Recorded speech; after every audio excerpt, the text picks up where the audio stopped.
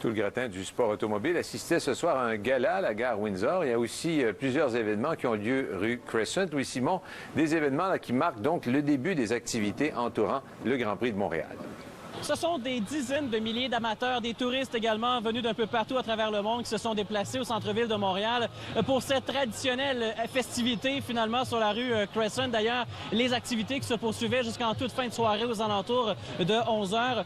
Pour cette 12e édition du LG Festival Grand Prix sur la rue Crescent, des activités d'ailleurs pour tous les goûts, énormément de musique, beaucoup d'ambiance également, aussi projection sur les différents murs des édifices autour de la rue Crescent. Et c'est justement sur le coup de midi, un peu plus tôt en journée, que se sont amorcées les activités, avec notamment une cérémonie plus protocolaire, et ce, malgré la pluie, des milliers de personnes qui se sont rendues, notamment aussi sur l'île Notre-Dame, pour assister à cette traditionnelle journée porte ouverte.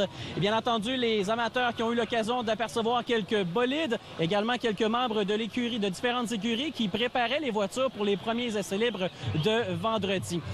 Et les activités plus protocolaires maintenant de cette fin de semaine de Grand Prix se sont amorcées sur le coup de 18 heures à la salle des Pas perdus, c'est-à-dire du côté du centre-ville de Montréal, tout près du Centre Bell, à la gare Windsor, où se tenait la 2e édition de la soirée qu'on appelle le Grand Soir, un gala, événement social et caritatif qui, encore une fois, cette année servait de soirée inaugurale. Bien entendu, les nombreux amateurs de course étaient conviés pour venir admirer, voir les pilotes également, et tout le gratin également sportif et artistique de Montréal qui s'est pointé au centre-ville. Pour cette 2e édition, à nouveau, Bernie Ecclestone ainsi que l'honorable Michael Fortier étaient les deux coprésidents d'honneur, et tous les bénéfices de cette soirée ont été encore une fois conjointement versés aux fondations du CHU Sainte-Justine et de l'hôpital Sacré-Cœur de Montréal. L'an dernier, près de 900 convives, dont la majorité des pilotes automobiles, s'étaient pointés pour cette activité caritative. J'ai eu l'occasion de m'entretenir avec quelques pilotes membres d'écurie également qui m'ont parlé de cette fin de semaine de Grand Prix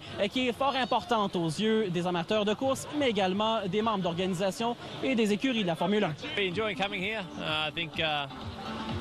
The atmosphere of the track is always good. That's an important thing. I think if we can get the people out there really enjoying it, and also the track is quite intimate, you know, on the island, and you have the grandstands are in good places, and I think the viewing is very, very good. Il y a une ambiance incroyable à Montréal pendant le Grand Prix, et en plus c'est une course où les pilotes viennent un petit peu à l'avance parce qu'il y a le décalage horaire, donc ils ont le temps de profiter de la ville et de ce que la ville a à offrir.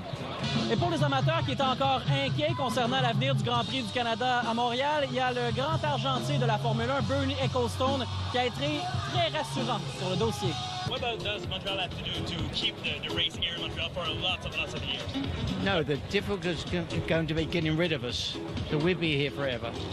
Donc, les prochaines activités plus officielles maintenant du Grand Prix de Formule 1 du Canada. Déjà, les essais libres ce vendredi en matinée. Par la suite, les qualifications samedi. Et le Grand Prix du Canada sera couru dimanche après-midi sur le circuit Gilles Villeneuve.